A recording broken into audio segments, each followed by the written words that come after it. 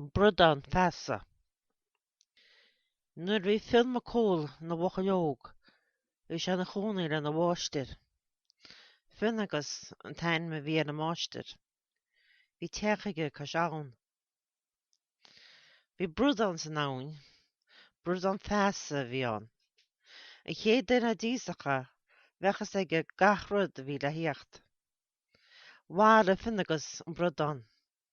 Chus sé le tine le na rósta. Íos me an brudan a deir sé le sin.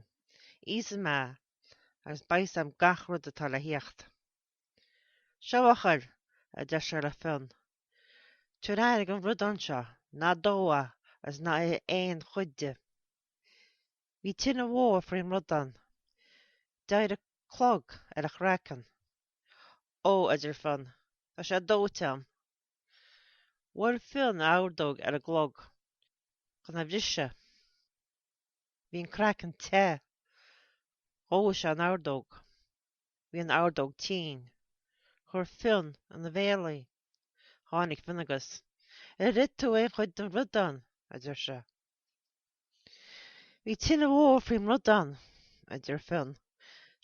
Deir a clog ar a chracan. Bhfuil me áardóg ar an glog. Chuna bhrise. Ó se an áardóg. Bhí an áardóg tín ar scur me ma bhéalaí.